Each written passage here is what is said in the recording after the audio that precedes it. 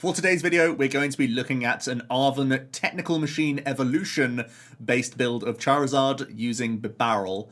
This is really popular in Japan and has overtaken Pidgeot in their points over in their city leagues right now. So it seems to be the driving force in their metagame. And I think there are actually a couple of reasons for this. Firstly, I think there's a lot of Giratina out in Japan. Therefore, there's a lot of Path to the Peak. Therefore, the Pidgeot may be a little bit less strong in their metagame compared to ours. But I also think it opens the doors for us to play a very cheeky Toedscruel package. We're playing one Toedscool. By the way, I'm playing the fighting one because it has a better weakness to the grass ones, which is fire, and there are Charmanders that can hit 30 damage. Just a small tidbit. But then we're playing a 1/1 line of each Toedscruel. I think people have already started to see this one pop up here and there. We saw it in the Elite Four tournament in Japan, where this slime mold colony Toedscruel denies the opponent from getting cards from their discard pile by the effects of their abilities or trainer cards, the crucial one being superior energy retrieval in Chien-Pao. Chien-Pao is a pretty difficult matchup for Charizard historically, so adding in the Toedscruel is a really nice tech card. It also prevents the opponent from getting trainer cards from their own Pokestop as well. Doesn't work on live, but that is the actual ruling in paper play. And then we're also playing the Toedscruel EX. This is kind of the lesser known one, but the protective Mycelium ability prevents all effects of attacks used by your opponent's Pokemon done to all of your Pokemon that have energy attached. This is trying to protect you against Roaring Moon. Roaring Moon isn't necessarily a terrible matchup for you anyway, but it becomes a much more secure matchup as soon as you evolve into your Charizard EX and you Infernal Rain 2 energy onto your active and 1 onto the Toedscruel. That's very important so that you don't simply get gusted and gouged. If you're able to do the combination of a Toedscruel plus energy and Charizard obviously attacking in the active position, then they have no means of gouging you. And when they're not gouging, they're obviously not taking prizes, and we can run away with a prize race in that regard. So the 1/1/1 split package is trying to help out what is otherwise some more awkward matchups or just popular matchups, especially in the Roaring Moon right now on the ladder. It's everywhere, right? So having this 1/1/1 line should help in a number of matchups overall. Of course, the Toedscruel EX can also be somewhat of like a Jirachi, I suppose. If we can plant energies around our board, we can prevent our opponent using Sableye on those sorts of things, so could be good against some Lost Box variants. Somewhat helpful against Giratina as well, but of course they are playing Path to the Peak, so should have ways of shutting down your protection and still getting through with their V-Star power and their Sableye and such. But overall, I've found it's a pretty cool combination overall, and I think you can just about squeeze it in the deck list. I feel like there are cards that I would like to have in the list. I'd love to add in an extra copy of Nest Ball. I wouldn't mind a third Charmeleon. I'd like to see another counter catcher in here, or possibly Palpad. Also, Escape Rope was something I was toying with during the stream itself. I was flip-flopping between Professor Churro and the Rope, and I can see considerations for both of them just being in the list. So those are cards that I would like to cut if I wasn't playing the Toedscruel package, but right now I feel like it makes a good amount of sense. The other thing that I haven't changed just yet, but is definitely a debate for me, is Town Store. At the moment, I'm playing the full 3 copies, which gives you really good access to Forest Seal Stone and TM Evolution, which is obviously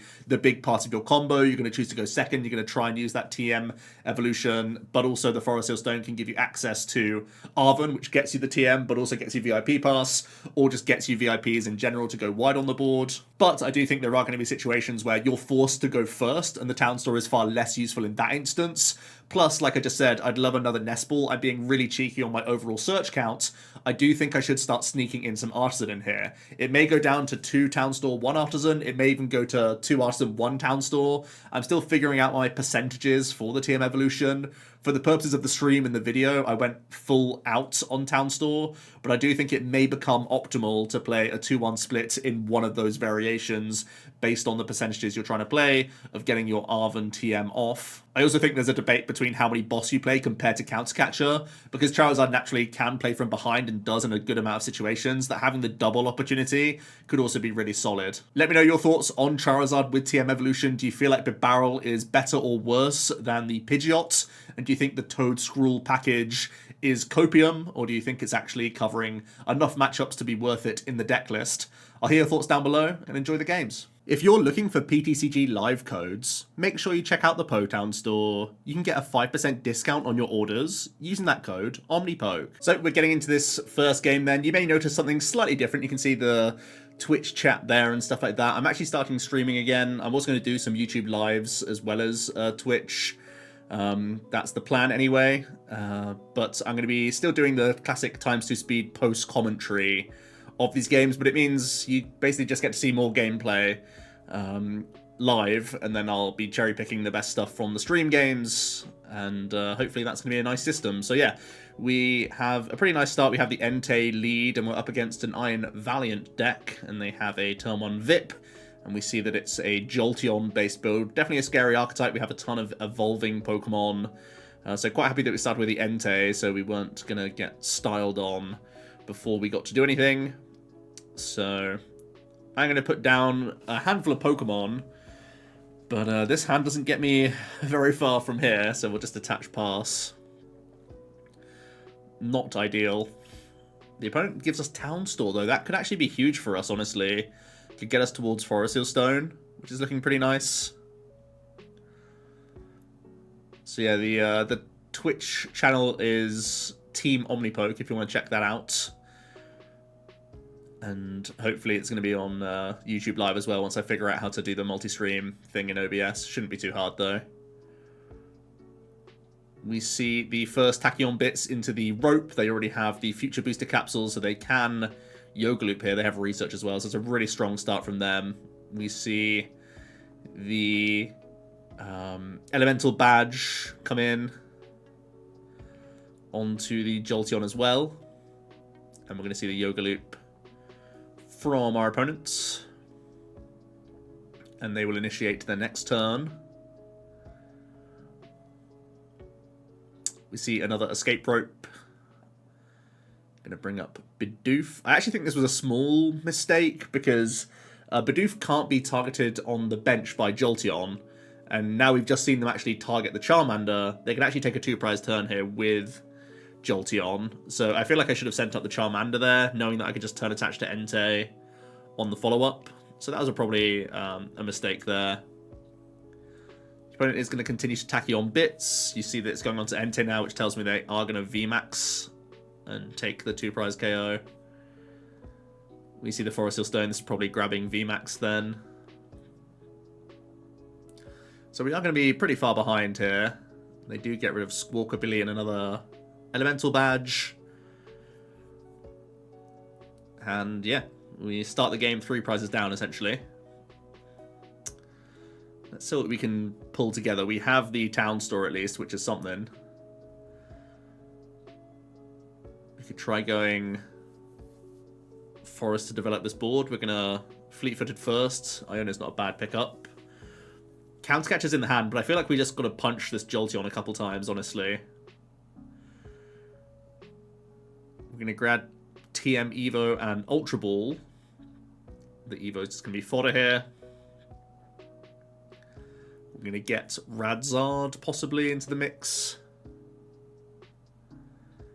giving us a sort of follow-up play. And we're going to swing. Fortunately, we got the Manaphy developed, so it's a lot to ask for from their low hand size to create a Yoga Loop situation here. They've gone for a number of their switch cards. It's only really if they have another research that they should be able to get the job done, but after that, we may get away with things. We're going to see a booster capsule, Tachyon bits onto Manaphy, and just a pass, which does show that this deck can, you know, after explosive starts, just fizzle out at times.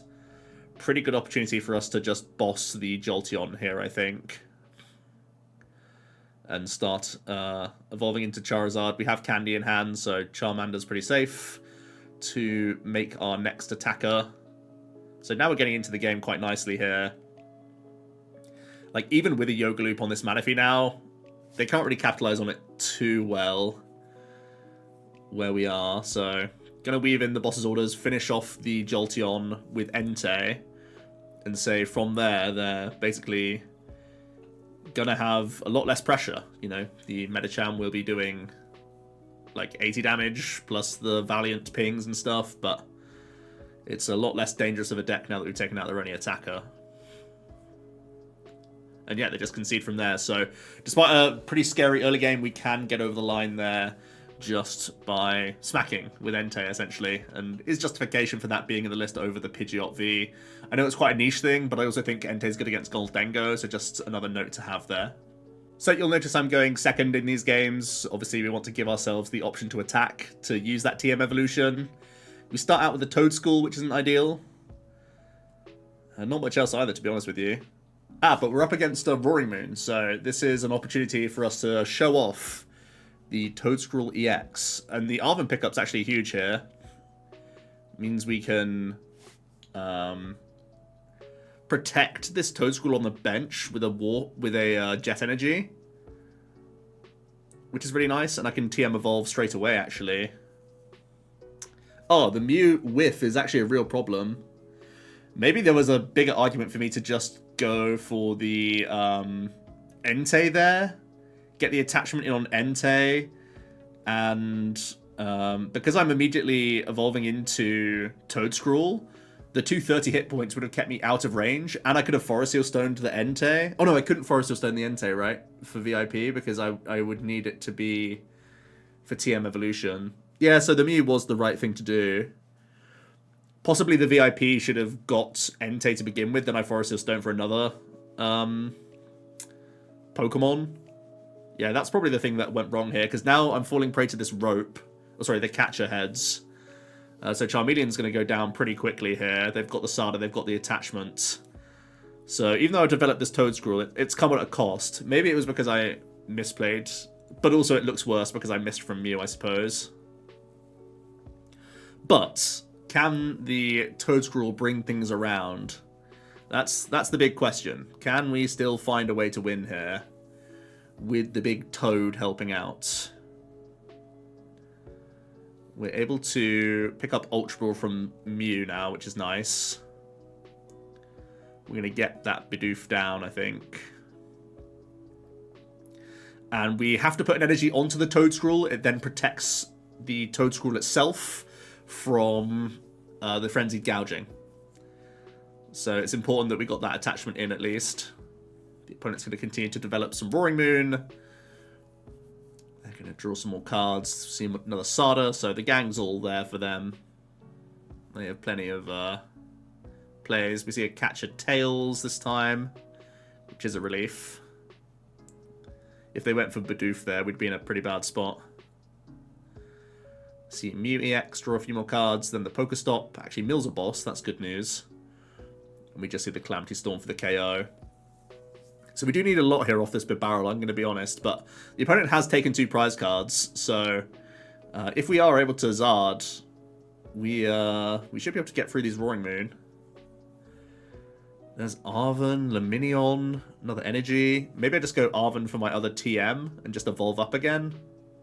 Oh, I can go Candy Forest. Yeah, this is nice. So I do have a way of going Zard here, because we still have the Forest in the deck. Forgot about that guy. So that's going to work out pretty okay. We have an Iono for next turn as well.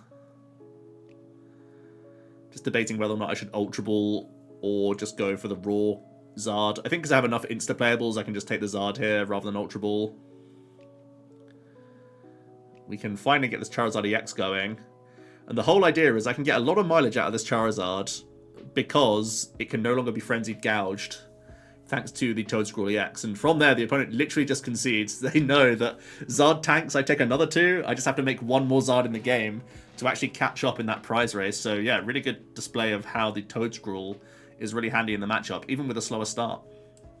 We also actually managed to come up against Grant Shen on the ladder, obviously known for playing Chien-Pao the last few months to a really high standard, lots of good regional finishes, so this should be pretty interesting. Again, trying to show off the other part of the Toedscruel and how that functions in the deck. We have a pretty good start, actually. As long as you have access to Ultra Ball when you go second, as long as the fish isn't prized, our hand is really good. The opponent has Frigibax, is able to Hisuian out Greninja straight away, which probably opens up their hand quite a bit. Just a pass, though, no energy in their hand. We have the Iono. We're just going to toss the Vacuum and a Fire Energy, and straight away you can see I'm spying Lumineon because we want to go Evolve plus Arven. But it looks like we actually prized our Toedscruel, which is a real problem. Otherwise, we would go for that very early, so it's a real shame that it's not there. I'm looking at my own facial expression from the stream game, and I was not happy about that. I guess it is the issue of playing a 1 and then a 1-1 split of the guys, but at least we have what is still a really good opener here, where we get the Charmeleon Bibarel. I have Zard EX for next turn. So, at least we've developed pretty nicely. Obviously, the ideal situation is that you get the early Toedscruel out and you deny those superiors, but... based on the hand, I'm going to give up the Lumineon here. I don't want to be giving up the Charmeleon. And get Batcalibur into the mix.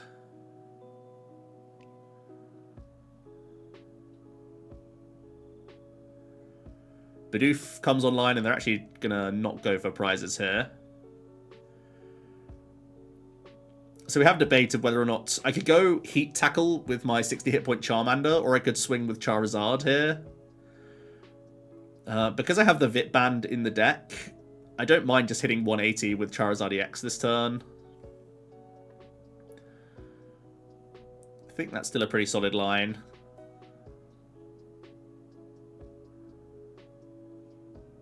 We finally hit the Toedscool, so I want to get that into play alongside the Manaphy, so I can actually protect it. And we're going to hold off on Iono because the hand size is fairly low, and we're just going to swing for the 180. Again, it kind of comes with risks, because there's obviously a way that our opponent Hailblades through us here. Especially with a nice Ultra Ball from them, actually. Their hand opens up for Bibarel now. Bibarel, Shivery Chill, Concealed. They should have a way of blowing up this Charizard, to be honest with you. But I'll still be weaving in a one-prizer with Charmander next turn, right? Because the Pokestop gets them Vessel. That could also help them get there. They're going to toss a Water, which tells me they've already got the Superior in hand. There's the Concealed cards. Yep, there's Superior, as you'd expect.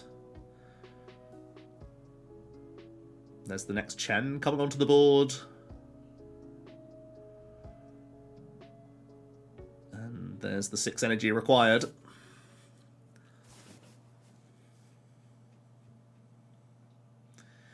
It would definitely be at this point of the game where you think, man, if we could get that Toedscruel up, they'd be in a real bad position. Obviously, it's in the prizes, though. We're fortunate enough to Iono into Forest Seal Stone plus Ultra.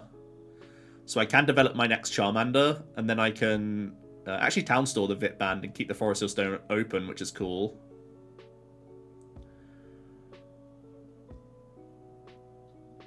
Yeah, looking pretty good. We can level up the prize race here. And we actually take the Toedscruel off prize cards, which is kind of massive. The Toedscruel denying the superior energy retrieval. That's the main reason why it's here. So better late than never. Let's see if it's going to put in a shift here.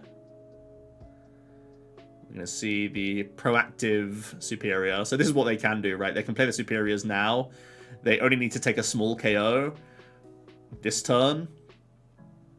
So yeah, you can see that they've flooded energy around their board proactively before the Scroll comes online. Yeah, even more super cold value coming in. And just the Hailblade, just one required, of course. The good news is we only have 2 prizes to take. I have Arven for Candy Zard. I just need to try and get Radzard into the mix here as my follow-up play. How many fire energy are in the deck? I have no fire, so I need to Forest Seal Stone for the Rod here as well.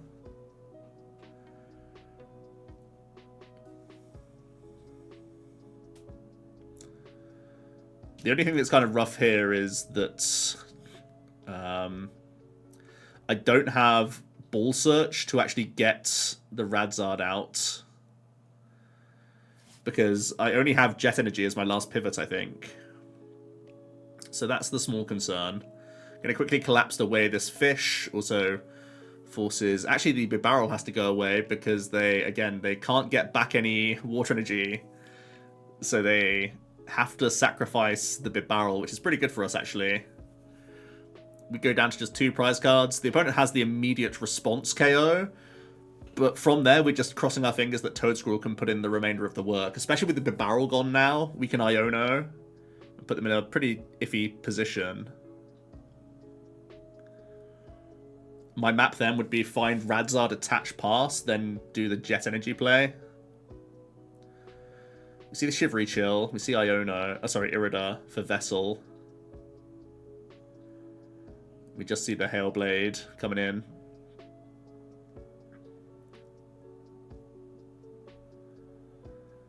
So even though I can't take a KO this turn, we should be in pretty good shape. Actually, if I top decked Ultra Ball or the Radzard, I just win on the spots because I had Rope Boss.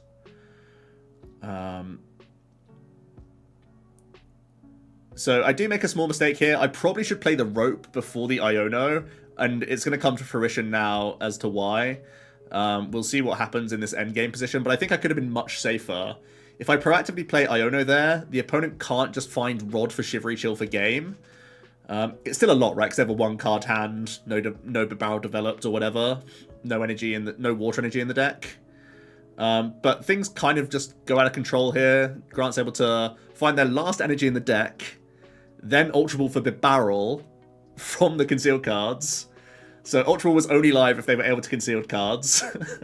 And then they're able to Rod Shivery Chill for game. So yeah, I feel like if I do the Rope play there, I can't lose to Rod, right? Because then they can't insta-Shivery Chill. They would have to have the energy to pay retreat as well. And that just wasn't happening. So if I had gone Rope Iono, then make the play, even sending up the other Bibarel, I never lose there, right? Because I could then do the attach to Radzard pass and then have Jet Boss the following turn. I was mostly just concerned about having, like, my only switch card was Rope, so I couldn't get the Chien-Pao back into the active, but obviously I could just boss the following turn. So yeah, a bit of a mistake from me there. It does show how Toedscruel could be good because it was limiting, but you also have to obviously bear in mind that they still have ways around it. So that was an interesting game to watch, I think, and still a cool one to see. So yeah, that's going to be it for the videos. Once again, I'm streaming again, and I'm hoping that this is enjoyable and still a good way for me to get post-commentary games. And essentially it means that you get to see more of my testing process, have more discussions with me live as we're doing it, and making changes along the way. Let me know your thoughts on this, and let me know if you want to see certain archetypes that I stream and stuff. I'm trying to do as many days as possible, but honestly, streaming takes out of you, and I don't want that to come in the way of making videos daily. So I'm trying to strike that balance right now. But that's it for today's video. Hope you enjoyed, and I'll see you tomorrow for another one. Cheers.